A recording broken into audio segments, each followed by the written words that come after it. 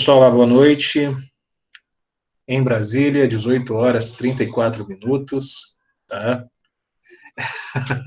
Vamos começar a nossa aula de formas consensuais de solução de conflito. Vamos dar continuidade no que a gente estava falando na aula de ontem, nas últimas aulas. Deixa eu ver se é melhor assim, não. Melhor com a luz. Na aula de ontem. Na aula de ontem nós paramos na preparação da negociação. Depois da preparação da negociação, nós fizemos a dinâmica, que todo mundo morreu na ilha porque ninguém quis sair da ilha, ninguém procurou saber o meio de sair da ilha, aí todo mundo morreu, né? O pânico tomou conta de todo mundo ficou isolado dentro de casa. Mas vamos lá. Seguinte. Deixa eu liberar a Carol aqui, que a gente... Seguinte. O material que eu mandei para vocês ontem, teve alguém que teve problema para abri-lo?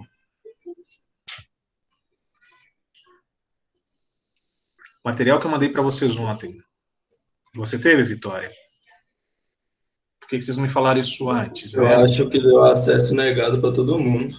Não, teve gente que conseguiu. Deixa eu fazer de novo. Deixa eu enviar para vocês de novo. E, por favor, alguém tenta abrir. Ô, Cris, mas o pessoal tinha falado aqui no chat que estava dando acesso negado. Mas é por isso que eu estou perguntando. É porque quando eu estou dando aula, se vocês não me falarem, né? Se vocês não me falarem de forma verbal, expressa, eu não consigo, Adriana. Porque eu vou falando, né? Eu não consigo acompanhar o chat de vocês. Eu não consigo acompanhar o chat de vocês. Tá?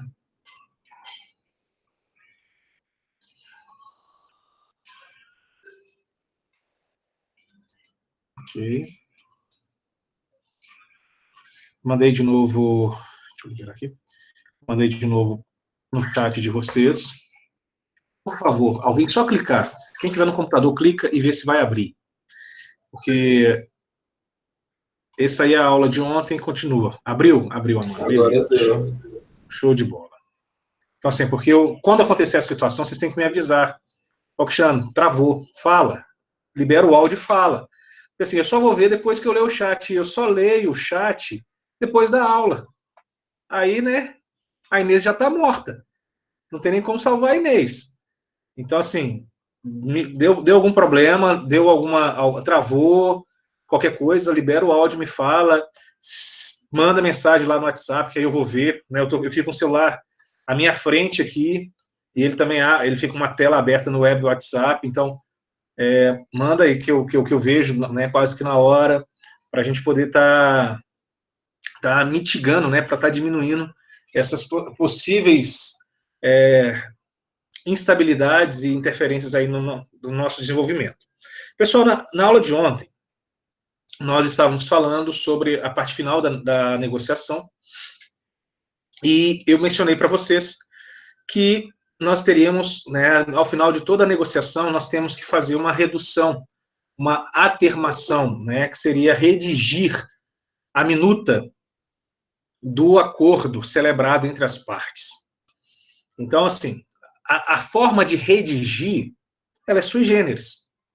Existem várias formas de se redigir um termo, desde a mais técnica, mais formal, àquela mais simples, menos técnica, menos formal, mas que ainda assim ela terá validade, desde que atenda a alguns requisitos. Né? Se eu fizer um contrato no papel de pão, vai ter validade. Se eu fizer um contrato verbal, vai ter validade. Se eu fizer um contrato expresso, né, ele tem validade, mas essa validade ela tá feita ou ela está submissa ao cumprimento de alguns requisitos. Vocês ainda não estão tendo no direito civil, vocês não têm direito civil, vocês vão ter direito civil no semestre que vem, e vocês vão ver dentro do direito civil que existem alguns elementos para a origem de um negócio jurídico. né? Existem alguns elementos. Primeiro, você precisa de agentes. Os agentes são os sujeitos, são as pessoas, são as partes.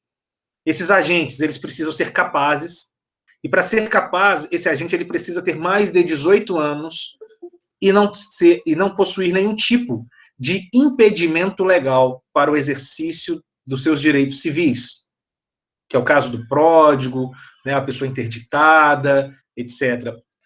O menor de 18 e maior de 16, ele tem que ser assistido por um maior responsável legal, e o menor de 16, ele tem que ser representado pelo seu representante legal. Então, para ter a capacidade para se fazer representado. Então, eu tenho que ter o agente. Além do agente, além do sujeito, eu tenho que ter o quê? A manifestação da vontade. A manifestação da vontade é a pessoa dizer de forma livre e desimpedida o que ela pensa sobre aquele determinado assunto, se ela realmente deseja celebrar aquele contrato, gerar aquela obrigação, criar aquele mecanismo que está sendo celebrado ali, aquele termo que está sendo celebrado. Esse termo ele tem que ter um objeto. Esse objeto ele tem que ser lícito, possível, determinado e determinável. O objeto ele tem que ser possível de se atingir. Ele tem que estar dentro da lei. Ele não pode estar contra os costumes. Ele não pode estar contra a moral, né? Ele tem que ser algo possível, né? Algo tangível, algo que você consiga atingir. Eu não tenho como celebrar com Edmar, por exemplo, a venda de um terreno na Lua. Não é possível. Né? Eu não tenho como vender um terreno no céu. Não é possível. Né? Então, assim, são circunstâncias. Então, eu tenho um agente, que é o sujeito, eu tenho o objeto, eu tenho a manifestação da vontade e eu tenho a forma. A forma é a forma que a lei prevê ou que a lei não proíba. Sabendo desses elementos, sabendo desses requisitos para dar validade a um negócio jurídico, quando eu faço uma negociação, eu preciso, depois dessa negociação ter sido concretizada, eu preciso reduzir, ou seja, eu preciso transcrever a vontade das pessoas na negociação para o papel. Eu preciso fazer com que aquela ideia discutida, com que aquela ideia aviada, pactuada, ela seja materializada em um documento, que nós damos o nome de contrato, para que amanhã ou depois, caso exista algum questionamento sobre aquele determinado assunto, sobre aquele determinado negócio, eu tenha prova sobre como ele foi celebrado.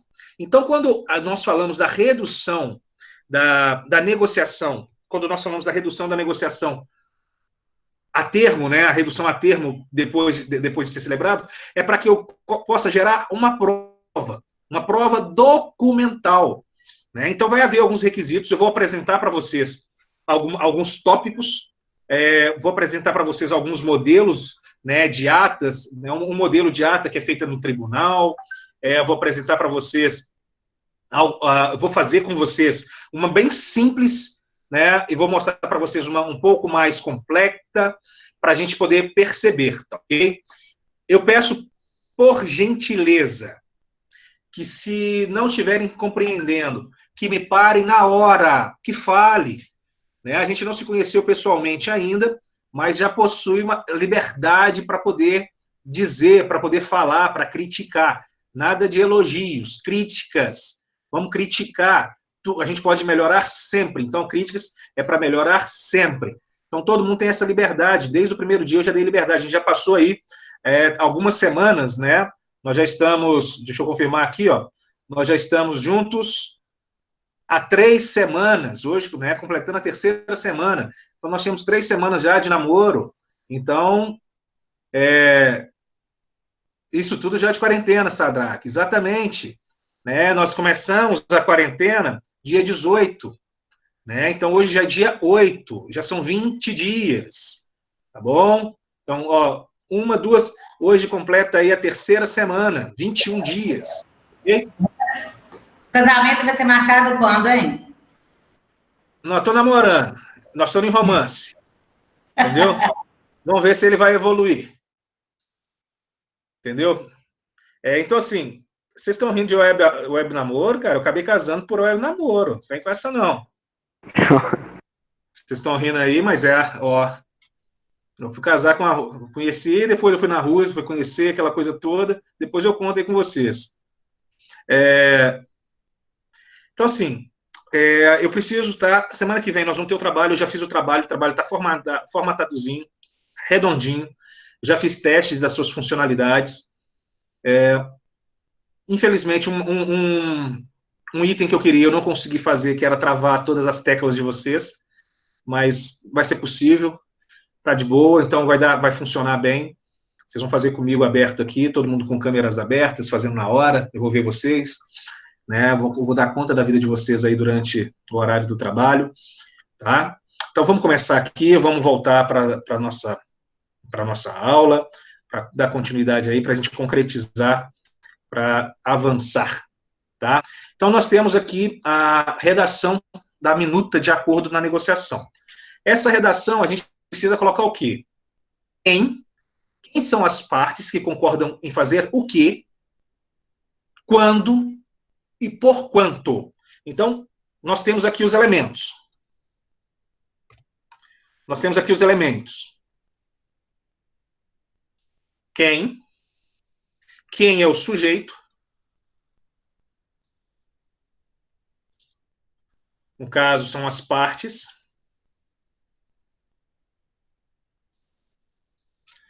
O que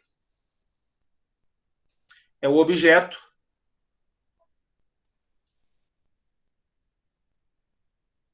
Ou obrigação.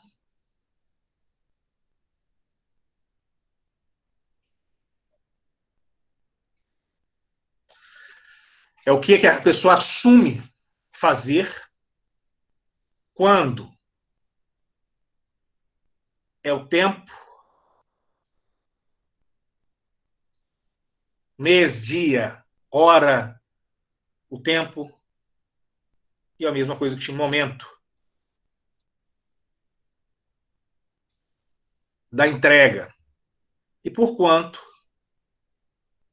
o custo.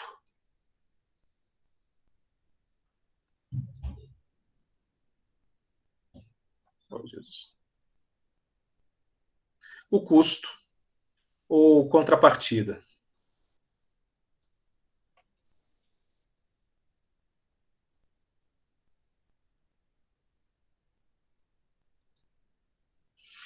Então, eu tenho essa figura. E por que concorda em fazer? Porque ela tem que ser feita em consenso. Ela tem que ser feita em consenso, em comum acordo. Então, quem concorda em fazer o quê? Que concorda em fazer quando? Que concorda em fazer por quanto? Esses quatro itens, eles têm que estar bem claro dentro do nosso minuta, dentro do nosso acordo, tá? Então, nós vamos fazer aqui.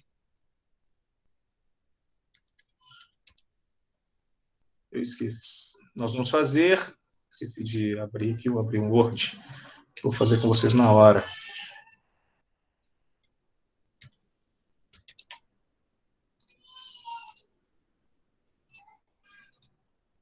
Então, vocês estão vendo uma tela branca aí do Word, né?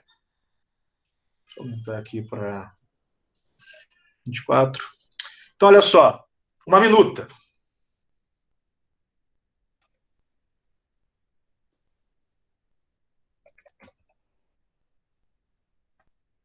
Ok? Primeira parte é quem? Não é isso? Então, vou colocar aqui em vermelho, porque isso aqui não vai aparecer no contrato, não. Quem? Como é que você faz a qualificação do quem? A melhor coisa que a gente precisa fazer é buscar isso em algum lugar, alguma parte referencial. Vocês são juristas. Vocês são estudiosos do direito. E sendo estudiosos do direito, vocês se pautam na lei.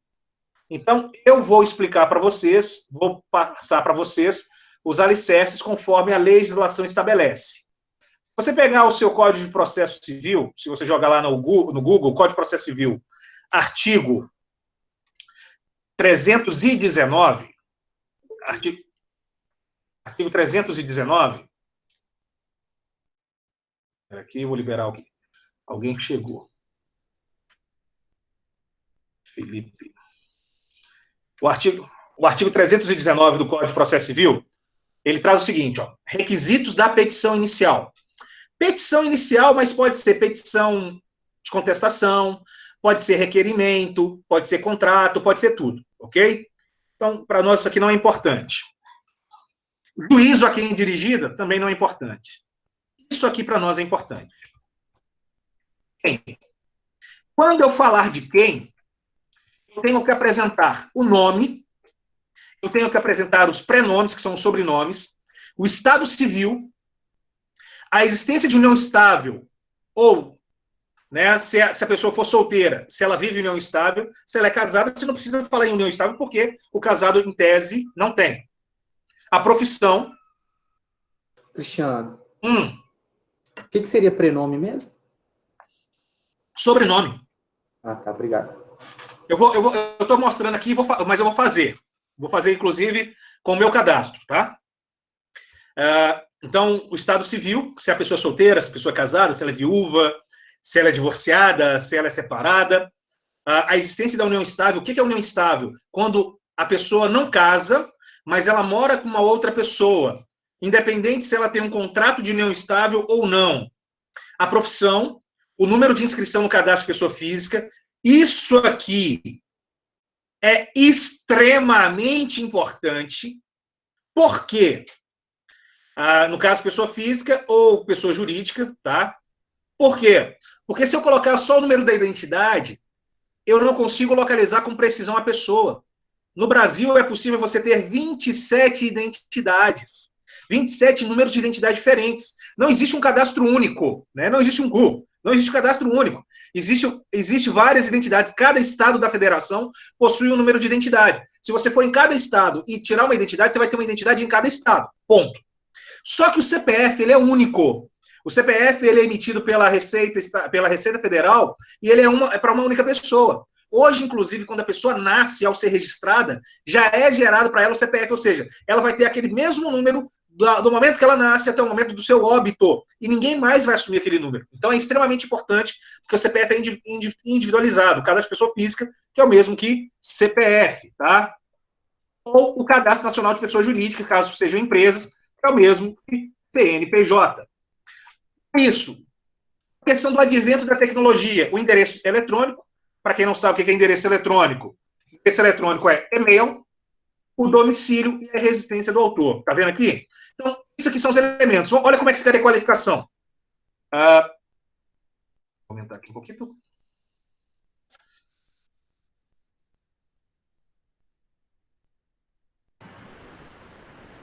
Cristiano, por que o domicílio é residência? O domicílio e a residência. Porque é o seguinte, o domicílio é onde a pessoa mora.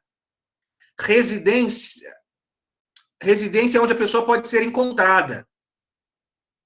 Entendi. Existem pessoas que têm o seu domicílio, o domicílio eleitoral, só para fazer domicílio eleitoral. Vamos colocar aqui, tem um caso específico. Tem um político aqui da região que a residência dele é em Timóteo e o domicílio eleitoral dele é Coronel Fabriciano.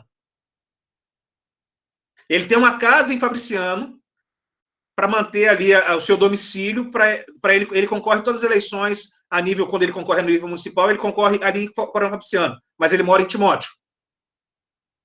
Então, você tem uma situação, você tem pessoa, por exemplo, tem pessoa que trabalha fora, trabalha, por exemplo, em Belo Horizonte, mas mora em Patinga. Aí, durante a semana, ele está em Belo Horizonte no endereço tal, é a residência. O domicílio dele é aqui em Patinga. Tá bom? São esses contextos. Mas, para as pessoas que moram em um único local, o domicílio é o mesmo que a residência. No meu caso, o meu domicílio é a minha residência. Consegue entender?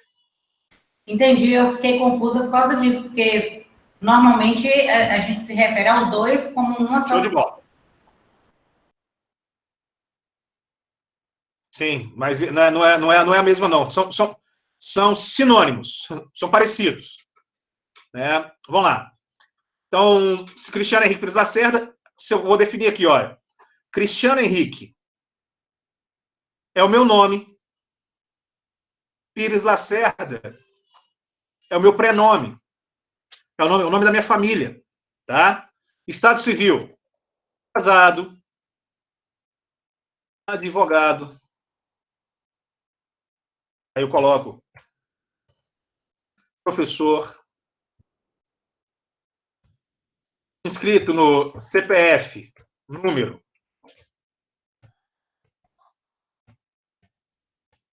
65. Além do que está aí, eu gosto de acrescentar, viu?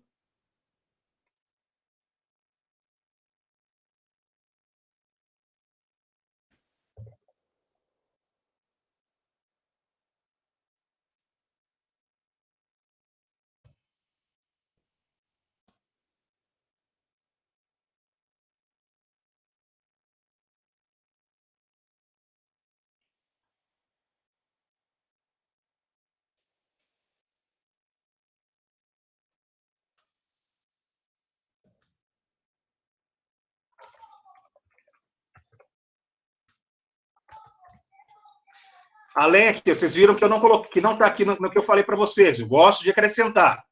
Ô, Cristiano, Oi. eu sei meu órgão expedidor da minha identidade, mas como que faz para saber isso? Na identidade. Tá escrito na Na identidade? identidade. Tá escrito na identidade. Eu não tenho a minha identidade aqui. Eu vou achar o identidade. Deixa eu pegar. Peraí, eu tenho identidade de cliente aqui no meu celular. Deixa eu ver. Se eu tiver, eu vou. Peraí, rapidinho. Só um segundo. Deixa eu ver aqui. Se eu tiver, eu vou mandar para o meu WhatsApp e mostro para vocês. Eu coloco aqui e mostro onde está. Ok, tem do meu filho. Como é da minha família, não tem problema.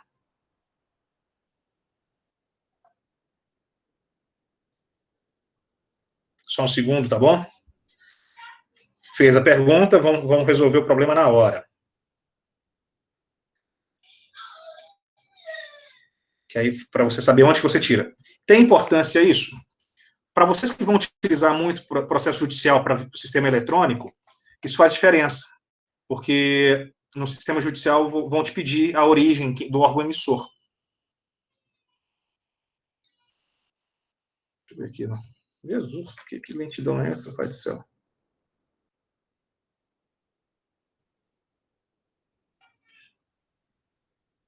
Que lentidão. Mas vamos continuar aqui, depois eu volto. Então, Cristiano, meu nome é meu prenome. Aqui é o casado. Um casado aqui é o caso. Vou colocar aqui, ó. Nome, só para vocês saberem. Aqui seria o prenome. Casado, aqui é o meu estado civil. Aqui é a profissão. Okay. Inscrito no CPF não precisa, portador da identidade, órgão expedidor, até a data da expedição. A minha data de expedição não é essa, eu acho que ela é de 2002. Filho de nome dos pais.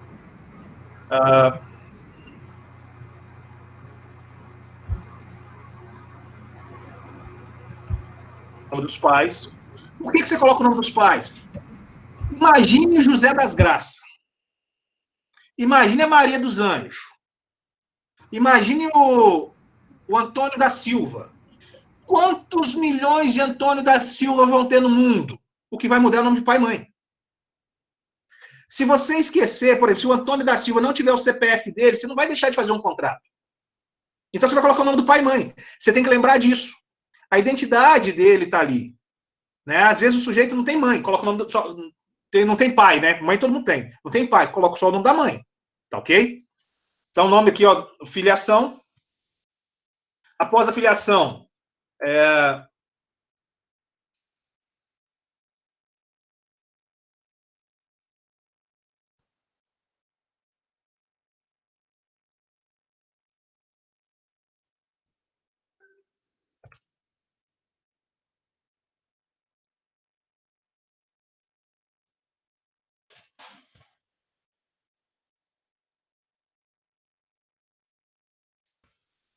Isso aqui é extremamente importante. Ó.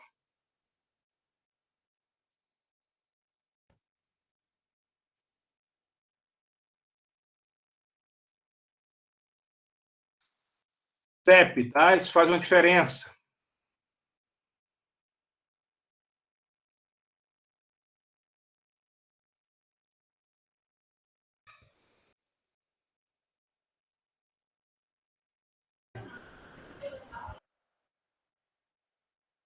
Essa aqui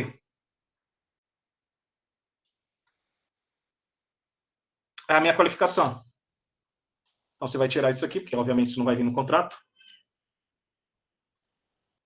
Você vai saber que está tendo ali. Essa é a minha qualificação. Essa qualificação, meus senhores, vocês precisam saber fazê-la de cabeça. Isso tem que ser automático. Tem que ser igual a andar para vocês. Tá? Isso tem que ser igual a andar. Mas vou qualificar só a mim? Não. Você vai qualificar também a outra parte. Você vai qualificar a outra parte, porque o contrato é feito por duas pessoas. Então, a negociação é quem? É quem celebra com quem. Então, é Cristiano e sujeito. Então, a outra qualificação vem aqui. O João de Santo Cristo. Aqui. Aí você vai colocar o cadastro do João de Santo Cristo. Qual que é o João de Santo Cristo? Estado civil, profissão, CPF, identidade, filiação, né? Endereço. Tem uma coisa que eu esqueci, que eu gosto de colocar na petição, eu esqueci, vou adicionar. Aqui, ó. Logo depois, aqui, ó. Na data de nascimento.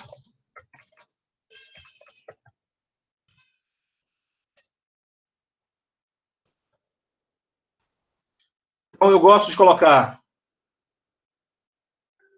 aqui data de nascimento, naturalidade. Identidade, filiação, endereço, e-mail. Por que você faz isso completo? Porque o contrato fica simples, fica claro, para você não deixar lacuna, para você não se prejudicar e não prejudicar o seu cliente, entendeu? Para você não se prejudicar e não prejudicar o cliente. Ah, mas o meu cliente, ele não tem uma identidade, ele tem a carteira de habilitação dele. Na carteira de habilitação dele vai ter o número do registro da habilitação da CNH. Você coloca lá. Qual que é o órgão emissor? Detran, Detran MG, Detran RJ. A data de emissão, você tem tudo lá. Entendeu? Aonde está a identidade? Pode ser a CNH, pode ser a carteira de trabalho, pode ser o passaporte, pode ser qualquer outro documento dele, oficial com foto. Aqui está tranquilo?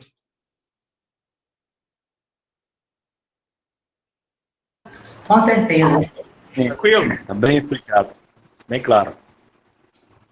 Vamos lá. O que vocês estão fazendo? Peraí, que eu tô copiando esse negócio. Filiação seria o quê mesmo? A filiação, filho de quem? Nome dos pais. Ah, não, beleza.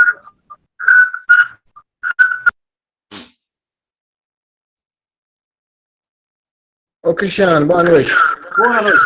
Aqui, tem que ser sempre nessa ordem? Não. Qual eco? Não precisa ser nessa ordem. Eu, Cristiano, eu criei essa ordem para mim.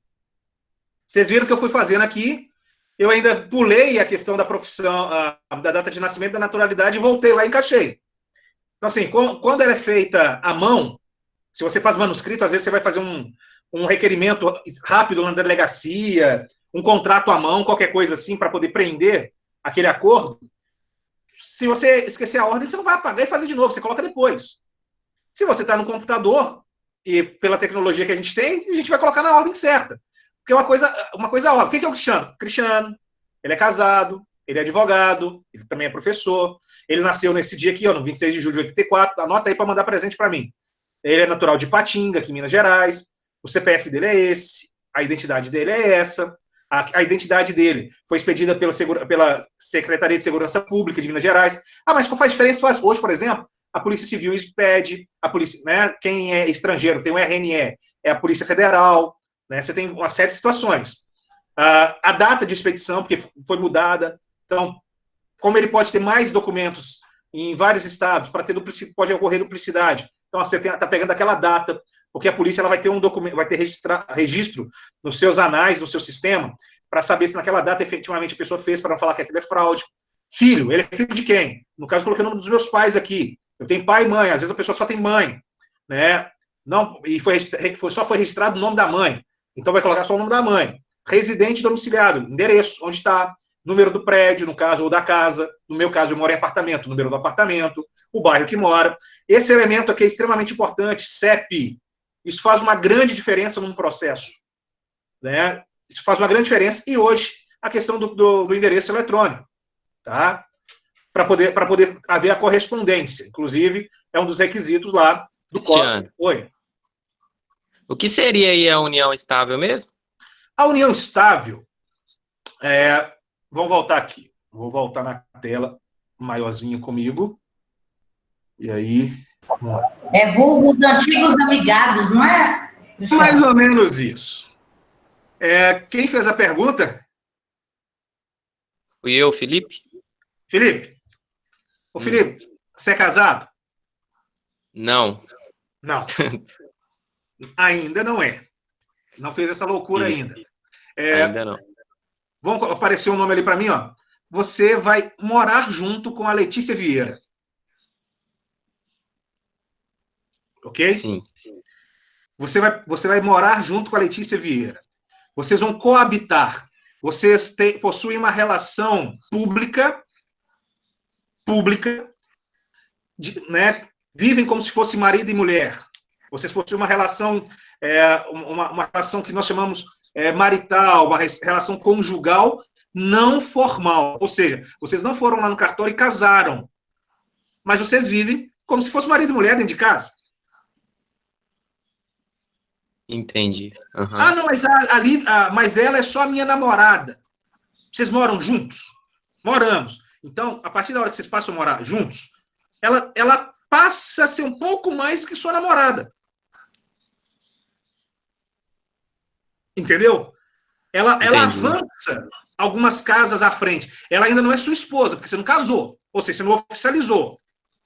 Mas ela já possui direitos. O Estado já assegura, já a protege, caso você venha ao óbito, por exemplo. Você trabalha? Sim. Então, se você vier ao óbito, ela vai ter direito, ela vai ser a sua pensionista. Ela vai receber do INSS, que ela mora com você. Mas ela não é casada comigo. Não, ela vivia em união estável. União de estar junto, estável de quê? De ser contínua. Né? Você tem uma relação pública e notória. E aí hoje, eu citei você e ela, eu poderia citar, vamos brincar, poderia citar você e o Uriel. Porque hoje o casamento ou a união estável... É sacanagem. Não, sem fazer nada. Foi o nome que apareceu aqui.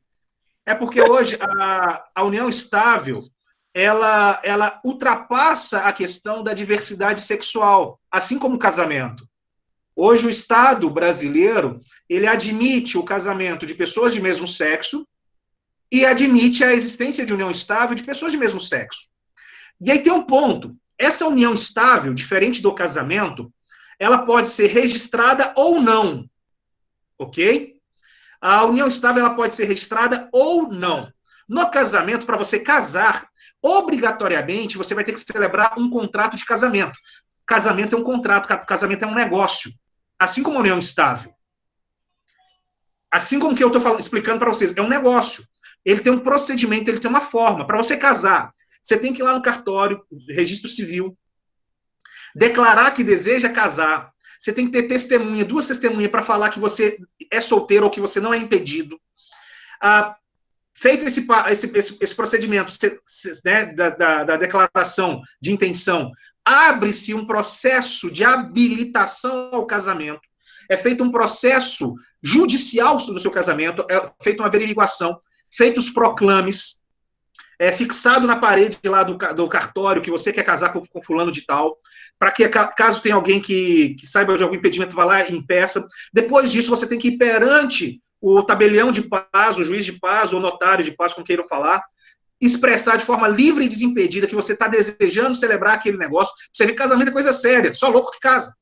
Entendeu? Então, assim, é um contrato, e ele tem um regime de bens. Lembra lá que nós falamos do quanto? O casamento tem um regime de bens. Comunhão parcial, comunhão universal, separação total, participação dos aquestos. Você tem os tipos de contratos de casamento. Foi lá, celebrou bonitinho que você casou. É formal. Na união estável, não. A união estável tem dois aspectos. Você pode pegar a pessoa e perante não no registro civil, mas no tabelionato de notas, no notário, no tabelionato de notas, e declarar para o tabelionato que você vive em união estável com pessoa X, que pode ser de seu gênero ou gênero diverso. Desde a época, você vai falar qual que é a época que você já viveu em união estável, pronto. Então você documentou. A existência de um documento facilita a vida do seu companheiro. Por quê? Porque se você morrer hoje, o seu companheiro tem um documento, que é um contrato, ele pega esse contrato e fala assim, olha, a prova está aqui. No casamento você já tem a prova, porque ele é registrado. É um documento público. Na união estável, você pode ter esse registro. Mas, se você não tiver esse registro, você faz uma ação, um processo judicial que chama ação de reconhecimento de união estável, e aí vai fazer análise, vai provar. Vai provar através dos filhos que você teve, vai provar através de fotos de Facebook, vai provar através de pessoas que conheciam vocês, vai fazer provas. Né? A família do morto, que vocês viviam em união estável. E o juiz reconhecendo o seu direito, a sua união estável, você passa a ter todos os direitos que eram assegurados à pessoa como casada. Ok? A diferença é essa. E no caso da união estável, é que você não tem como escolher o regime de bens. Sim, com data retroativa da época que você está dizendo que passou a viver com a pessoa. Então, vamos colocar aqui.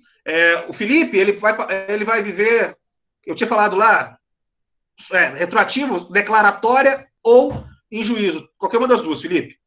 Eu acho que eu coloquei, esqueci, foi Lívia? Foi a Lívia. O Felipe está lá com a Lívia. Poxa, peraí. Se a Lívia já está vivendo com ele desde 2010, ou seja, já tem 10 anos, eles não fizeram nada, o Felipe morreu. Ela vai em juízo e fala, olha, eu vivo com o Felipe desde 2010. E ela vai provar, por A mais B, com todas as outras provas que ela tem, foto, testemunha, etc, etc, etc, que ela vivia com o Felipe desde 2010. Agora, também pode o Felipe e a Lívia ir lá no cartório e falar, olha, nós vivemos juntos desde 2010. O notário vai fazer um documento e vai colocar que eles vivem juntos desde 2010. Então, essa declaração retroativa, ela pode ser tanto por via judicial quanto por via extrajudicial, ok? Sanado aí? Eu não vou adentrar muito a isso, porque isso é objeto da matéria de direito de família, que vocês vão ver lá no sexto período. Sexto, sétimo período. Beleza. Então, mas é só para ficar claro que tem uma dúvida que aparece. Tem um ditado popular que fala, juntado com fé, casado é. Se as pessoas juntaram de boa fé e vivem juntos de boa fé, é como se fosse casado. A sociedade o vê como casado. Ninguém fica falando de união estável para o Estado. Tanto é que agora, quando você vai declarar concurso público, etc., tem lá, união estável. Você fala que é solteiro, casado, separado, divorciado, viúvo, união estável. Ok? Ok, então aqui no caso da minuta aqui, se eu vivesse dessa forma, de união estável, para mim seria aqui, como ficaria? Aqui, ó. E se eu não aqui, tivesse registro? Não, você colocaria aqui, solteiro. Isso.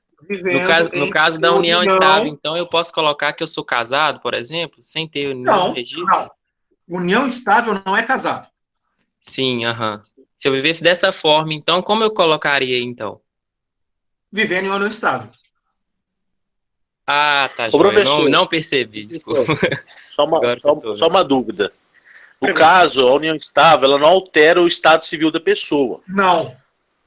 Só que a pessoa declararia que ela seria solteira, mas mantém uma união estável, né? Exato. Ou, Então, porque senão fica. Porque o estado civil dela é diferente da questão da união estável. Ela pode Exato. ser uma separada, hoje só tem um divórcio. Mas ela poderia ser, na época, desquitada, mas mantinha uma união estável, ou separada e mantinha uma união estável. Aí no caso tem que colocar o estado civil e manter uma união estável também? Ô, Felipe, eu tô para te dizer o seguinte: existem pessoas que são casadas e vivem em união estável. Isso é extremamente importante. Não, eu entendi. Eu tô falando o seguinte, na hora de redigir aí, entendeu? Colocar o estado civil e a questão da união estável, ou só a união estável já é o suficiente? Seria interessante colocar o estado civil dela. Porque o estado civil dela vai mudar. Porque assim, se a pessoa for solteira ou for viúva, é tranquilo. Ok? Se ela é solteira ou já é viúva, é tranquilo. Agora, a pessoa divorciada e a pessoa casada, já é complicado. Mas como assim pessoa casada vivendo em união estável? Não fez o divórcio. Está casada, largou a mulher, largou o homem e foi viver com outro. Com outra. E a outra pessoa não quer fazer o divórcio, não quer gastar com o divórcio e está vivendo lá para como se fosse. Eu já vivi situações dessas no escritório. E aí chegar o cara morrer, a ex-esposa receber pensão e a companheira, que é a união estável, receber a pensão do Estado. Elas duas dividiam a pensão. Meio a meio. E o cara já vivia com a moça há 20 anos. Mas não divorciava por causa dos filhos, por conta do aspecto social. Porque a mulher ia ser mal falada. Era o senhor mais antigo, né? Ele via dessa forma. A minha cliente deixou de ganhar lá 2 pau. Né? Porque a pensão era 5 mil e pouco, o teto do INSS. Ela deixou de ganhar quase 3 conto. Amei. Nesse caso, então, aí não coloca se ela é separada, mas não é divorciada. Aí ela coloca o quê? Mas ela tem uma união estável. Separado é diferente de divorciado. Uhum. Entendeu? Separado, você deixa de ter obrigação. Divorciado, você ficou livre. Entendi. Quando você casa, você tem uma série de obrigações. Quando você separa, você deixa de ter essas obrigações, mas fica presa a pessoa ainda. Você só se liberta da pessoa quando você divorcia. Tá, aí como que coloca aí nesse... É a mesma coisa. Aqui, ó. Divorciado, vivendo instável. Separado. Então, ué. Tá. Uhum. Se não quiser, você só coloca assim, ó. Pronto. Para ser mais fácil para você. Pronto. União estável. Entendi. Entendeu?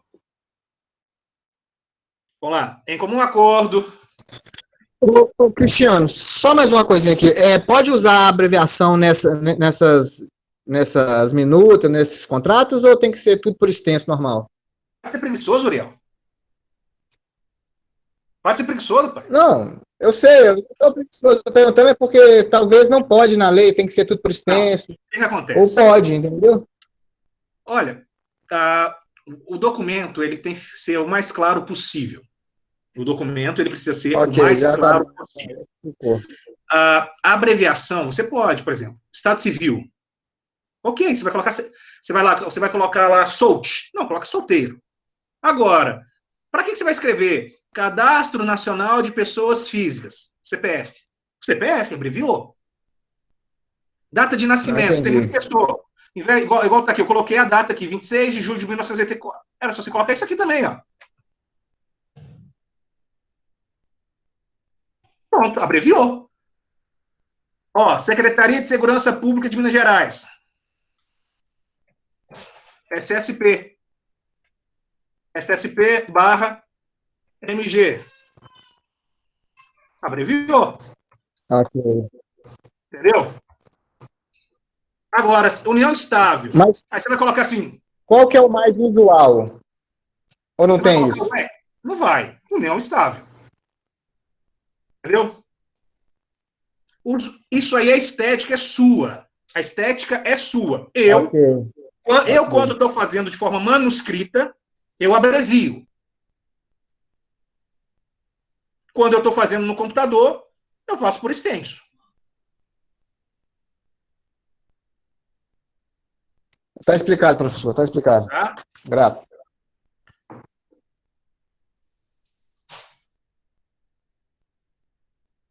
Nossa Senhora! Em comum acordo, de forma livre, desimpedido. Estou escrevendo errado, tá tudo. Escrevendo errado. Nossa Senhora. É isso mesmo. Estou escrevendo errado, estou sentindo que estou escrevendo errado. Espontânea, não? Hã? Espontânea? Desimpedida. Desimpedida.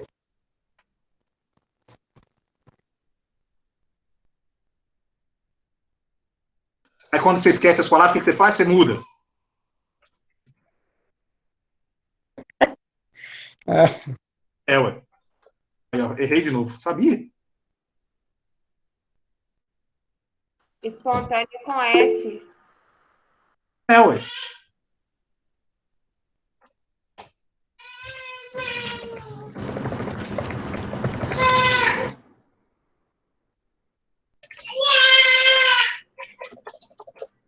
Então, lembra o presente instrumento. Só assim, ó. Aí vai lá. O objeto da negociação.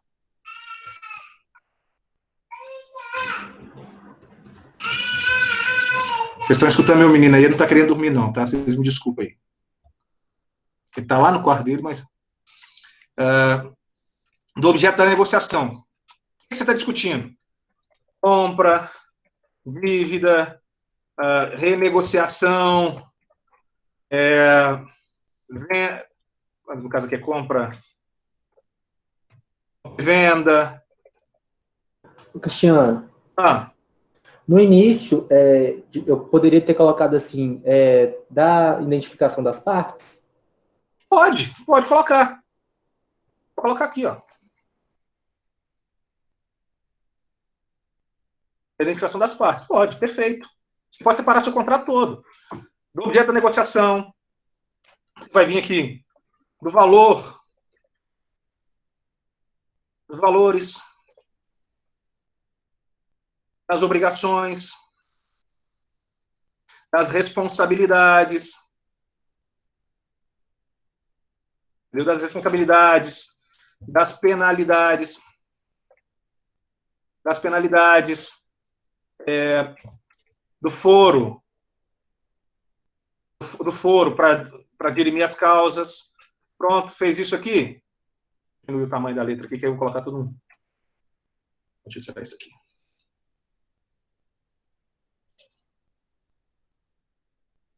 Aqui, ó. Do foro. Depois do foro, você coloca local, data. Aí segue o quê? Assinaturas. As duas partes, testemunhas.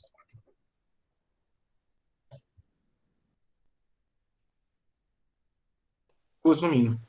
Professor, é obrigatório testemunha, que eu já vi contratos serem feitos só lavrado entre os dois e reconhecido firma, sem testemunha. Mas é obrigatório para ter validade jurídica ou não?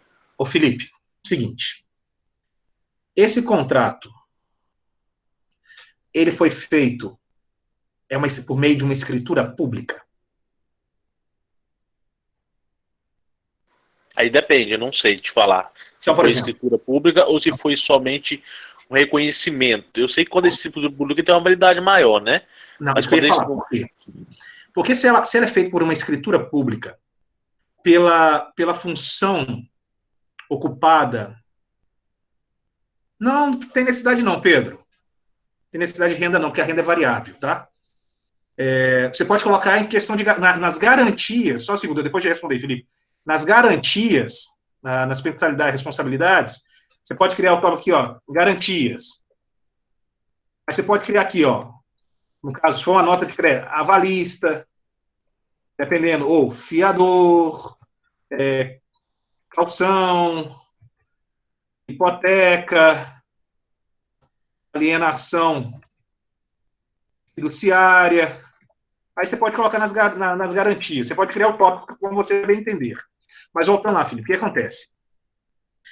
O contrato feito perante o notário, o tabelião, né, o chefe da delegação do cartório, ele tem fé pública. Porque o cartório é uma representação do Estado de forma exterior, é o cartório externo. Ele não é concentrado dentro do fórum, e ele está do lado de fora, né? É uma extensão da atividade do Poder Judiciário.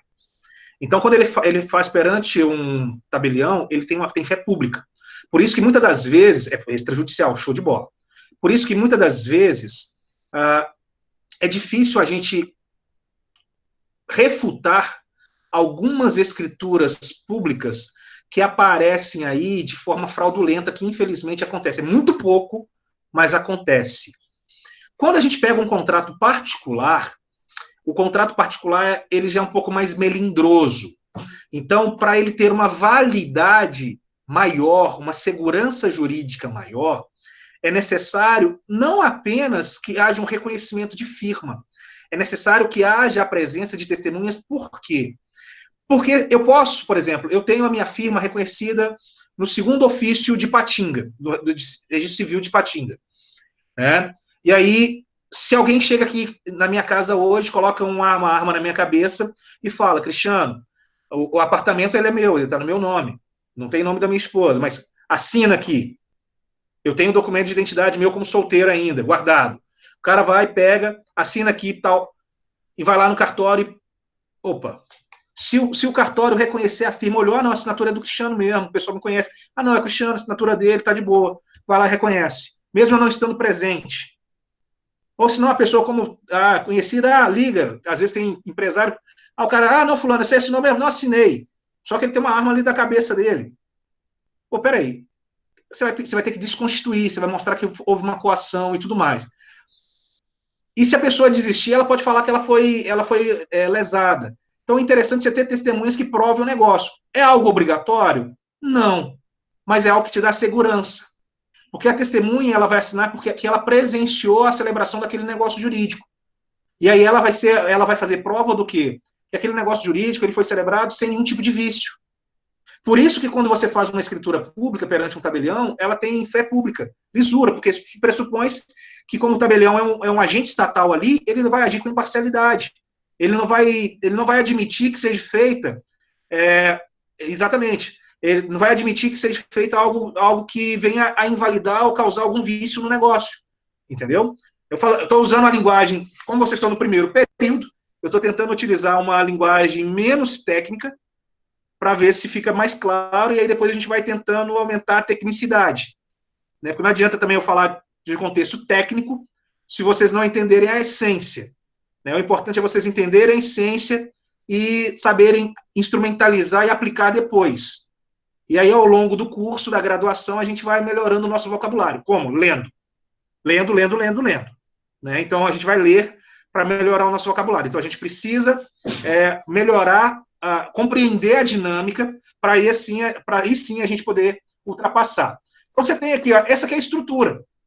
Então, se eu for pegar uma estrutura simples, deixa eu tirar aqui, olha só, eu tenho os fatos, os pedidos, o valor da causa, né? Que é o valor do objeto. Então, deixa eu tirar isso aqui colocado. Essa aqui é a estrutura bem simples para se fazer. Eu tenho outra aqui que eu coloquei, que eu trouxe, esse aí eu não trouxe um contrato pronto, mas ele já está um pouco mais delimitado. Olha só, acordo para pagamento de dívida. Olha só, de um lado, nome da pessoa, qualificação dela, endereço. De outro, nome da pessoa, qualificação dela, sim, ponto. Cristiano, mas eu não quero fazer desse jeito. Eu quero fazer daquele jeito simples. É só você colocar assim, das partes. A, B. E esse aqui vai ser quem? No acordo para credor. Esse aqui é quem? Devedor. Ok? Aí, entre-se justo, o contratado, presente acordo para pagamento da dívida, que se regerá pelas cláusulas abaixo. Aí vem, já está bonitinho por cláusula. A parte acima nomeadas, não qualificadas, não tem intuito de inovar as obrigações descritas. O objeto do presente instrumento é ajustar detalhes para o justo e devido pagamento da dívida. O credor é o titular do crédito no valor de tanto, originado das seguintes operações. Aí você vai falar de onde que deu origem essa dívida. O devedor, fulano de tal, né? Ou você pode deixar seu nome. Admite o débito acima para com o credor, calculado. Isso aqui já é o contrato. Para o pagamento da dívida, o credor concorda em receber a importância, entrada, você vai falar a forma de pagamento, os valores, olha só, está vendo tudo, a taxa de juros, as taxas referenciais, como se dá a liquidação, caso haja descumprimento, o que acontece, a questão da caução, que eu falei da garantia, poderia ser um avalista, poderia ser qualquer coisa, podia ser um seguro bancário, os pagamentos são ser efetuados no escritório, onde é feito o pagamento, as partes elegem o foro da comarca, de Patinga, qualquer lugar que for, que é onde vai entrar com o processo, local, data, nome do credor, nome do devedor, avalista, devedor ou testemunhas, né? Avalista, devedor, testemunha. Assim, muito... Esse aí eu vou mandar para vocês, vou mandar essas para vocês. É muito simples. Não tem tanta dificuldade, né? Não tem tanto problema. O problema maior é a gente tirar da cabeça e colocar no papel. E como é que a gente começa a fazer isso com mais facilidade? Repetição. Repetição. É repetição. Você tem que lembrar que você tem que colocar o sujeito. Então, você tem que lembrar que você tem que colocar o sujeito, que são as partes. Você tem que lembrar que você tem que colocar o objeto, que é o porquê daquele contrato, que é a razão daquele contrato. Você tem que lembrar de colocar as condições que foram estabelecidas entre as partes, que está dentro do objeto. Você tem que colocar a forma do pagamento, os valores. Você tem que colocar as datas, o local que vai ocorrer o pagamento, então está dentro das obrigações do objeto. E para concretizar, você pode fazer isso aí com um texto, um texto narrativo. João celebra com José um contrato de compra de 3 cabeças de gado pelo valor de R$3.000, sendo R$1.000 por cada cabeça de gado, estabelecendo que José vai pagar para o João a quantia de R$1.000 mensais nos meses de maio, junho e julho, né, ser depositado na conta tal. Caso haja o atraso no pagamento, estabelece as partes que vai haver multa e juros, multa de 2% pelo atraso e juros de 1% ao mês. Exemplo. Você está colocando todas as condições. Por quê? Porque se você não colocar que vai ter juros, se você não colocar que vai ter multa, depois você não tem como exigir. Porque não foi previsto por vocês. Então, vocês têm que pensar, eu não quero entrar, eu não estou querendo avançar demais com vocês, porque tudo isso a gente vai visualizar, tudo tem um momento adequado. Vocês vão ter negócio jurídico no segundo período, vocês vão ter obrigações no terceiro período, vocês vão ter vocês definem também, Pedro, se composto, ser simples. Vocês vão ter contratos no quarto período, e assim vai. Então, não adianta eu querer chegar aqui e colocar tudo. Eu estou explicando de forma muito sui generis, muito ampassã, muito ampla, só para a gente saber como fazer. Eu estou introduzindo vocês no universo jurídico, a redação jurídica. E aí já fica o convite. Dia 25 vai ter uma aula minha, uma aula palestra, por assim dizer. Eu vou explicar como que se faz a redação jurídica, peticionamento, requerimentos com estruturas jurídicas, né? A gente trabalhar toda a estrutura pautada no que o Código de Processo Civil está estabelecendo. Caso queiram participar, show de bola. Tá? Depois a Priscila vai divulgar para vocês aí. Então a gente volta. Nós voltamos lá para a nossa aula. Outro exemplo aqui, ó. Um outro exemplo que eu trouxe para vocês. Olha como é que é feito, por exemplo, no fórum. Isso aqui é um manual da Justiça Federal. Olha só, um exemplo de um termo de acordo. Quando o acordo, por exemplo, da negociação, ele é feito dentro do fórum. Então lá ele coloca o número do processo, exequente, quem está pedindo, quem está cobrando, o nome do advogado que está representando, o executado, que é o devedor, o nome do advogado, e aí o termo da audiência, o termo dali, ó. Às tantas horas do dia tal, na cidade tal, do estado tal, na sala de audiência do programa de conciliação, aí você vai definir, situado no local tal, encontrava-se fulano de tal, que é o conciliador, com a coordenação do juiz, da juíza, fulano de tal. Aí você vem a diretriz. Olha que legalzinho. Aberta a sessão, foi feita, aí você vai contando, você vai narrando, ó. As partes, instadas a composição do litígio pela via conciliatória. Então, aí vem vocês estão colocando tudo que eu falei com vocês aqui.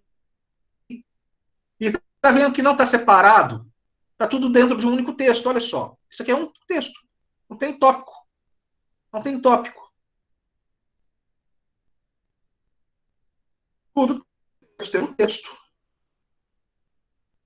Tudo é um texto. No final, o que tem? Não esquece. Assinaturas. Por que tem que ter assinatura? Para provar que você fez. Se você não tiver assinatura, você não fez. Então tem que ter assinatura para provar que foi feito. Para provar que aquela pessoa participou. Ah, não, a dívida do Felipe e o IDIUDA, ele entrou e vai assinar para o IDIUDA. Peraí, tem procuração? Ele tem poder para isso? Não, não tem. Mas se ele não tem poder, como é que ele assinou? Como é que eu vou poder cobrar do Felipe depois essa dívida reconhecida? Não vai ter como, porque não foi assinada pelo Felipe, não foi assinado por uma pessoa com poder dado pelo Felipe para reconhecer a dívida, a poder específico. Então, vocês estão verificando essas circunstâncias. Eu estou colocando para vocês visualizarem, os aspectos, para vocês visualizarem os contextos, ok? Eu vou pedir para vocês para fazerem em casa, obviamente, para a próxima aula. Tentem escrever uma minuta de acordo, de negócio. Tá, Pedro? Daqui a pouco eu te respondo. Vamos pensar aí no acordo. Você vai fazer uma minuta de acordo. Você, a sua esposa, você, seu irmão, você, sua irmã, você, seu pai, sua mãe, não interessa. Você vai fazer, vai pegar sua mãe, seu irmão, vai pegar seu pai, sua mãe, não interessa. Você vai fazer uma minuta. Você vai qualificá-lo ele completamente, ambas as partes, vai estabelecer as condições, o objeto do acordo, o objeto da negociação, vai colocar ali. Ponto. E vai trazer para mim. E aí eu vou pedir pelo menos algumas pessoas para poder lerem para mim. Ok? Eu já pedi a algumas pessoas. Aquelas pessoas que leram daquela vez vão estar eliminadas, obviamente, para não repetir. E aí, para não repetir, e vou pedir para vocês lerem, para se apresentar. Então, na terça-feira, vocês virão para poder falar também. Ok? Estamos compreendidos? As informações têm que ser verdadeiras, Sérgio Marcos. As informações têm que ser verdadeiras. Nós estamos trabalhando com pessoas reais. O caso em si não precisa, o objeto da negociação em si não precisa ser real, pode ser ficto. Mas você vai qualificar de forma correta. Me foi perguntado aí, por um colega, eu não esqueci, como e onde eu vejo a questão de qual órgão que emite, né, o documento de identidade. Então, eu falei que ia mostrar, para não ficar como mentiroso e no vago. Tá aqui, ó, peguei a identidade, por exemplo, do meu filho. Vocês estão vendo aí? Aqui, ó, quando você pega onde está a fotinha do sujeito, você vai ter aqui, ó, aqui vai estar o órgão emissor. No caso, a identidade dele foi emitida pelo quê? Pela Polícia Civil do Estado de Minas Gerais, pelo Instituto de Identificação. Tá? Meu filhinho aí, o mais velho. Então, eu acho que toda vida eu coloquei a minha errado. Então, é aqui que você vai ver. Se você pegar a sua identidade, você vai ver. Vai estar escrito lá, Secretaria de Segurança Pública do Estado de Minas Gerais, ou de São Paulo, Rio de Janeiro, onde quer que você fez, Polícia Civil, Instituto de Identificação. Então, assim, vai estar sempre escrito o local que emitiu aquele documento, ok? Dando continuidade, vamos ver aqui. Dando continuidade, nós finalizamos, então, a parte da negociação. A negociação ela está mais para técnica, para táticas, né? E aí a gente adentra na conciliação. A conciliação já é o método de solução de conflito. As formas de solução de conflito mais comuns são o quê? A conciliação, a mediação e a arbitragem. Então, assim, a negociação ela vai estar dentro da conciliação, a negociação vai estar dentro da mediação, a negociação vai estar dentro da arbitragem, tá? A negociação, a negociação faz parte de todos esses outros métodos. Lembrando que a negociação é sempre feita parte com parte, sem interferência de ninguém.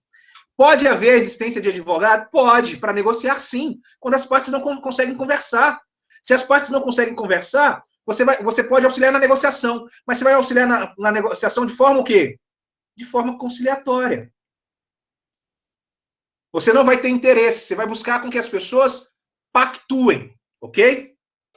Então o quê? Para tudo vai existir uma saída. Para tudo tem uma saída. Se não existir uma saída, é porque não tá no fim. No fim, tudo tem uma saída. Então, conciliar é árduo, conciliar é complicado, só que ela é essencial para trazer um final feliz a muitos casos jurídicos, tá? É uma forma de você minimizar as perdas decorrentes do processo. A conciliação ela é interessante. Pensa só, eu tive um senhorzinho, cliente, avô de amigos meus, eu fiz o processo dele, ele ficou 15 anos esperando o governo federal pagar o precatório da revisão da aposentadoria dele. Era uma grana boa que ele tinha para receber. Quase 300 pali para receber. O velhinho morreu de câncer sem ver o dinheiro. Mas ele não viu o dinheiro, por quê? Porque ele não aceitou fazer acordo. Que ele queria receber até o último centavo. Aí vem aquele ponto. Será que a briga, o litígio, ele vale a pena? Até onde? Esse senhor, por exemplo, é o caso. Ele veio ao óbito, morreu, não aproveitou do dinheiro que ele esperava para poder aproveitar, para fazer alguma coisa, e vai ficar para os filhos, vai ficar para os netos. Né? Deixou pelo menos uma herança para eles aí. Uma grana que está rendendo, ainda não tem previsão para pagar, e a coisa vai render até o dia que o governo resolver pagar. Então, conciliar, muitas das vezes, é um ótimo caminho. Eu estou para dizer para vocês que conciliar é sempre o melhor caminho. Né? As partes elas vão chegar lá na hora da audiência com raiva, magoadas, cheias de dúvidas, medos, imaginando para qual lado o juiz vai tender ou para qual lado haverá um desequilíbrio. E aí nós temos que buscar o quê? Nós temos que buscar equilibrar. Nós profissionais do direito, nós temos, enquanto juízes, promotores, defensores, advogados, nós devemos buscar o equilíbrio. Nós devemos fazer com que todas as partes sejam beneficiadas. Eu acho que vai ser melhor. No material que eu mandei para vocês, é bem curto. É um videozinho do CNJ. Esse link aqui, vou mandar para vocês. Vou voltar aqui. Eu vou mandar para vocês aí na aba. E talvez seja melhor para vocês abrirem no computador de vocês e visualizarem. Tá?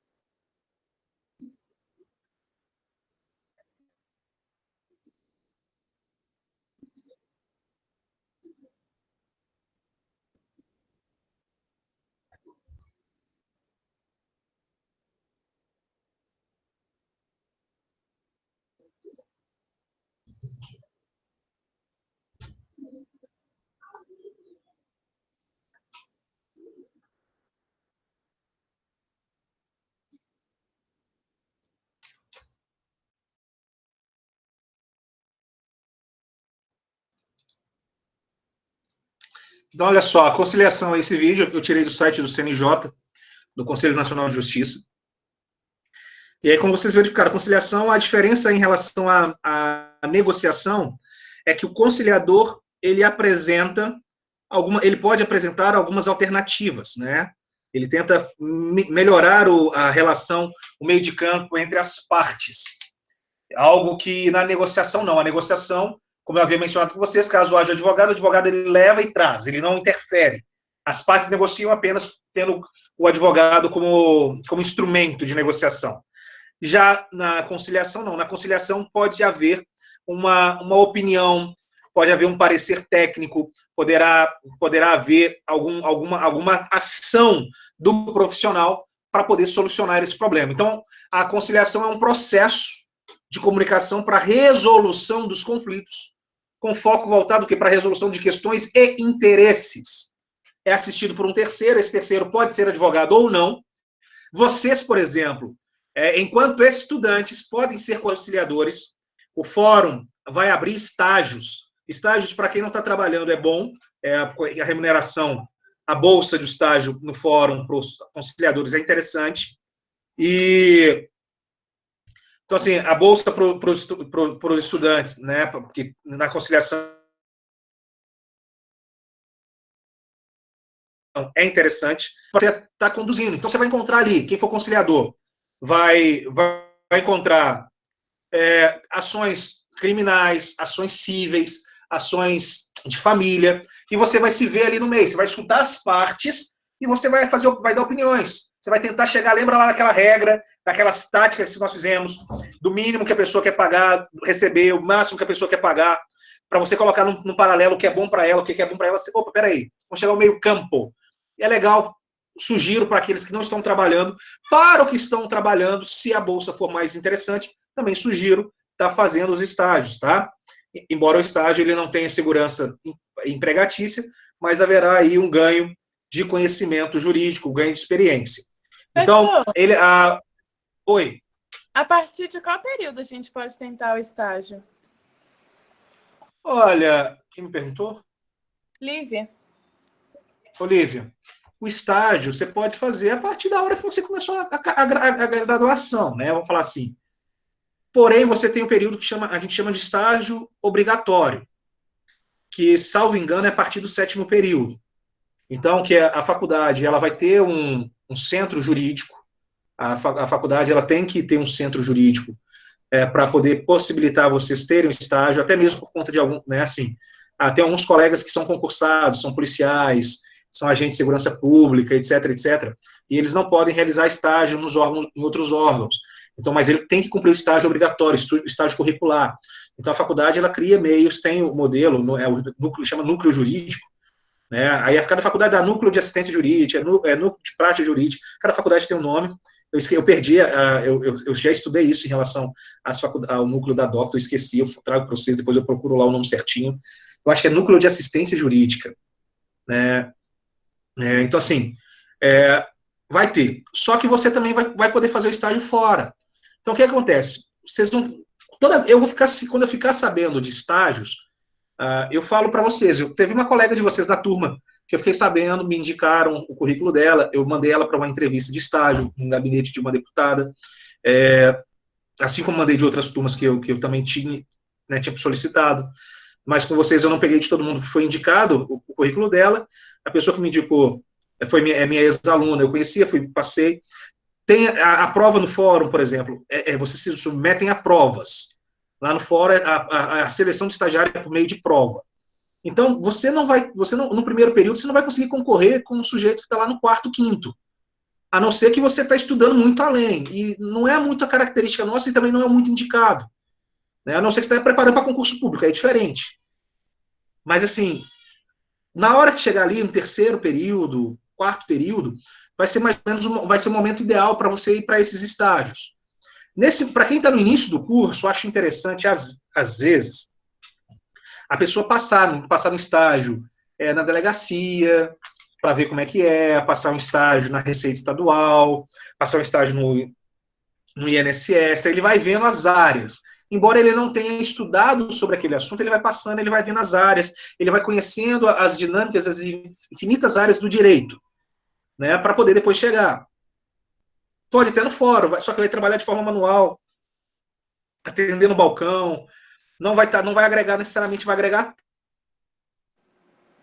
quem consegue ser estagiário, assessorando o gabinete de juiz, isso é maravilhoso, vocês vão crescer. Agrega-se muito a formação. Oi? Então, agora, no primeiro período, eu já posso, pelo menos, me inscrever para a prova, para saber a estrutura direitinho. Pode. Para me preparar? Pode. Você pode. Aí tudo depende também, Lívia, do edital, né? Então, assim, eles lançam o edital para a Defensoria Pública, lançam o edital. Eles pedem do primeiro, eles limitam, não, na verdade, o início. Eles limitam o final. Eu quero estudante até o 7º período, eu quero estudante até o 8º período, eu quero estudante até o 6º período. Então, qualquer um até esse período. Por exemplo, para esse estágio que eu mandei, o pessoal lá do gabinete dessa deputada virou e falou assim, olha, Cristiano, a preferência nossa são pessoas do início do curso. Eu tinha estudantes do 6º, do 7º, do 8º, da antiga instituição que eu trabalhei, que eu sei que são muito bons, eu poderia indicar. E são pessoas que estão com conhecimento jurídico mais afiado. E eles viraram, não, a preferência nossa é que uma pessoa do início do curso, de preferência que nunca trabalhou, para a gente poder lapidar do jeito que a gente gosta de trabalho. Beleza, mandei alguns currículos. Então, assim, e o pessoal fez a entrevista e eles que vão decidir quem vai contratar. Só indiquei. Mas, assim, as outras são prova de seleção. Defensoria Pública é muito boa, o Ministério Público é muito bom, estágio, o Fórum também, a Prefeitura também, estágio é muito bom. Então, assim, vai aparecer. Assim que aparecer, nós vamos comunicando para vocês. Eu, Priscila, Keila, né, a faculdade em si, ela vai apresentando para vocês. Vocês têm que ficar atentos. Ler, nós chegou... Agora a gente não está dentro da faculdade, né? Mas chegou na faculdade, tem que olhar todos os editais. Olhou para a parede, tem papel, vê o que tem ali. Vê o que tem ali. Às vezes ali tem uma vaga de estágio, tem uma vaga de emprego. Você tem que procurar informação. O estudante de direito lê tudo. Você vai para o banheiro, você lê a bula de jornal, você leva o celular, vai ler notícia, você lê bula de remédio, você tem que ler, para saber, tá bom? Vou voltar aqui. Então, a conciliação, ela vai buscar o quê? Ela vai buscar promover a comunicação entre as partes para que haja a resolução dos conflitos. Né? Então, você vai voltar essa comunicação o quê? Para a solução de questões e interesses. Lembra lá de ontem das técnicas? Questões e interesses. Então, você tem que ver, olha, quais são os interesses das pessoas? Quais são os porquês? Os porquês das pessoas. Né? E vai ser assistido por um terceiro. Esse terceiro ele vai ser imparcial. Por que ele tem que ser imparcial? Ele tem que ser imparcial porque se ele demonstrar tendência ou predisposição a uma das partes, ele vai desequilibrar, vai mostrar uma conduta o quê? Não ética. E aí vai impactar o quê? Na não realização da negociação. Né? E aí, obviamente, vai utilizar de todas as técnicas da negociação. Quais são as técnicas da negociação? Aquilo que a gente falou ontem. Né? Aquilo que a gente falou ontem. Então, a conciliação ela é voltada especialmente para casos onde não exista vínculo anterior relevante entre as partes. Você não vai conseguir conciliar, infelizmente, você não vai conseguir conciliar num casal em que exista briga. Um casal que briga, você não consegue conciliar. Não consegue. Agora, um casal racional, já é possível fazer uma conciliação. Um casal onde as partes elas reflitam, que não deixe se levar pela emoção, já é possível uma conciliação. Tá? Interessante que no Brasil, em que pese a ideia de conciliação ela ser mais antiga, porque a conciliação ela já era aplicada na Justiça do Trabalho há muito tempo. Né? A Justiça do Trabalho ela aplica a conciliação de uma forma institucionalizada. No Brasil, efetivamente, ela passa a ser difundida em 2010 com a resolução 125 do CNJ, que eu falei com vocês no primeiro dia de aula. E hoje ela foi fortalecida com o Código de Processo Civil atual, que foi promulgado em 2015, que a gente chama de Código Civil de 2016, e a Lei de Mediação, que também é de 2015, né? Tanto o Código Civil de 15 e a mediação de 15, elas fortalecem a ideia da conciliação. E é aquilo que o vídeo mostrou para vocês, que essa conciliação ela vai ser mais adequada quando houver o quê?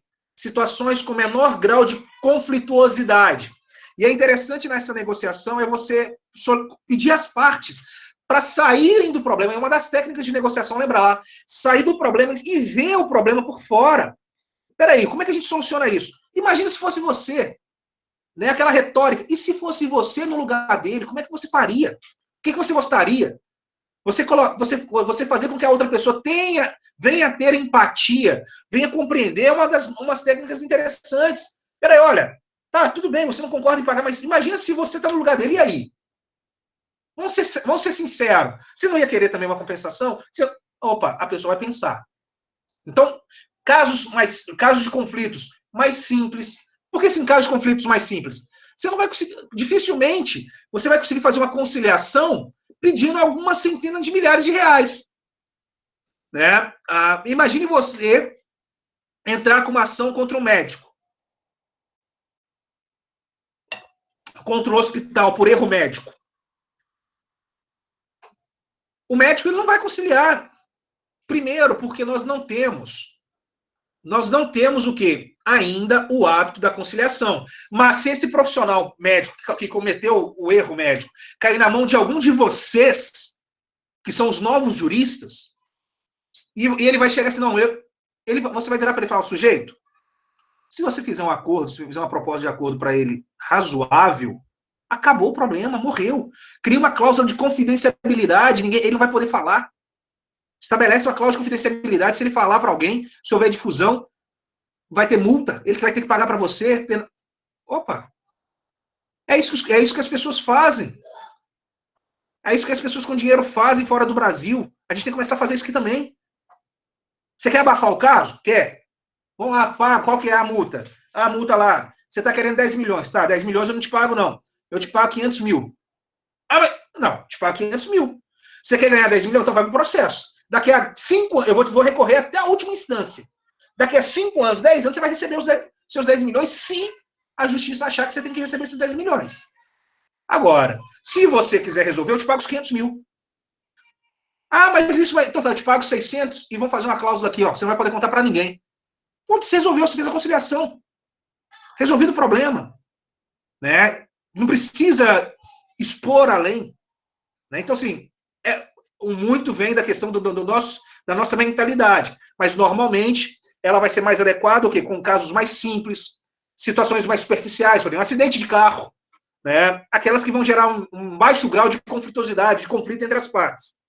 A conciliação ela é mais voltada para onde? Para as partes que não apresentem fortes laços emocionais ou a intenção de manter uma relação continuada. Né? Então, se é um casal que tem histórico, se são pessoas que têm histórico de animosidade, de rixa, de conflito, dificilmente você vai conseguir fazer um acordo. Por isso que às vezes é bom advogado. Os advogados é igual o jogador de futebol. Na hora que está lá dentro do campo, vai lá e beija o escudo da camisa e tal. Na hora que sai, vai fazer farra. Advogado é assim. Tá lá do seu lado, o outro ele é meu amigo, mas lá dentro a gente briga, a gente bate um no outro, e depois chega, abraça e vai embora. Vai pro bar tomar cerveja. A intenção de ter, às vezes, o advogado ter uma boa relação, um bom know-how, né, um bom contato, é para você facilitar essas negociações. Às vezes as partes não conseguem, mas os advogados conseguem conversar e eles conseguem chegar numa situação boa para ambas as partes. Né? Então, possui algumas pautas que envolvem valores, indenizações, cumprimento de obrigações, e aí vão exigir o quê? Vão exigir do conciliador habilidades mais apuradas na negociação. E aí é interessante que ontem um colega me mostrou um livro. Eu falei com ele, nós vamos discutir sobre ele. Ó. Esses modelos, quem tiver depois curiosidade, eu acho que foi o Uriel que mostrou, se eu não estiver enganado, me corrija aí quem... É um modelo de Harvard de negociação. Né? Então, assim, os Estados Unidos, né, os países do Common Law, eles são muito desenvolvidos, ou eles estão muito à frente de nós em relação às formas consensuais de solução de conflito, porque lá a justiça é cara. Advogado lá é milionário. Não existe advogado pobre nos Estados Unidos, não. Mas porque lá tudo envolve muito dinheiro. E lá resolve-se as coisas normalmente o quê? De forma consensual, de formas extrajudiciais, fora do juízo, fora do fórum. Né? Para quê? Porque na hora que vai entrar com um processo judicial, um processo lá no fórum, tem que pagar altas taxas. tem altas penas e lá a mão é pesada. Aqui a Petrobras, ela, né, teve um derramamento de petróleo, a Petrobras foi multada em 10 milhões, a barragem, né, de Mariana, agora essa outra, esqueci agora o nome, eu lembrei da de Mariana, mas esqueci essa outra. A Vale do Rio Doce foi multada em que? Alguns milhões de reais, junto somando tudo, 1 bilhão. A British Oil derramou, acho que a British Oil é ExxonMobil, não sei, derramou óleo no Golfo, na bacia do Golfo Pérsico, lá nos Estados Unidos, do Golfo do México, nos Estados Unidos. A multa dela foi bilionária. Peraí, aqui no Brasil foi 10 milhões, lá é 1 bilhão. Olha a diferença. Dólares, não reais. Olha a diferença. Então, lá envolve muito dinheiro. Eles são pesados nisso. Então, eles precisam ter técnicas. E é interessante para vocês, como eu falei, é interessante para vocês que estão no início do curso já verem essa disciplina, em que pese não terem um conhecimento processual mais apurado, mas verem essa disciplina, compreenderem, porque na hora que entrar as outras áreas do direito, vocês vão conseguir implementar tal conhecimento na aplicação do direito do que vocês já estão absorvendo. Então, vocês não vêm com uma formação belicista, vocês vêm com uma formação de conciliação, uma formação alternativa ao processo judicial. E essa conciliação, ela vai possuir vários ramos de atuação, ou seja, a conciliação ela possui vários caminhos, ela possui várias frontes, várias possibilidades de se ultrapassarem. Né? Elas podem incluir aí relações de consumo, trânsito, entre empresas, contratuais, fiscais, ou seja, mas ela tem 3 vertentes hoje que são mais claras para nós. A conciliação ela pode se dar através do SEJUSC, que são os Centros Judiciários de Solução de Conflitos de Cidadania, também conhecidos como SEJUS apenas. Você tem a conciliação nas câmaras de mediação e conciliação, né? E nessas câmaras de mediação e conciliação, você tem uma série de profissionais que vão estar vinculados a essas câmaras e nessas câmaras de mediação e conciliação. E aí esses profissionais são dessas câmaras e eles atuam. E você também tem os profissionais autônomos, por exemplo, eu e os outros advogados que não fazem parte nem do SEJUSC, nem das câmaras, que podem atuar. Eu posso estar representando uma pessoa perante o SEJUSC, como advogado autônomo. Eu posso estar representando uma pessoa como advogado autônomo perante a Câmara de Mediação, e eu posso também promover a mediação entre as partes sem estar vinculada a nenhuma dessas outras estruturas, ok?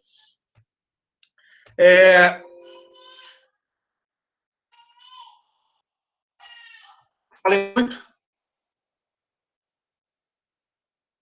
Estou vendo que o povo já, antes de eu voltar aqui, o povo já está marcando o nome, né? Então, assim, o que a gente precisa entender é o seguinte: a conciliação ela vai acontecer utilizando métodos da negociação.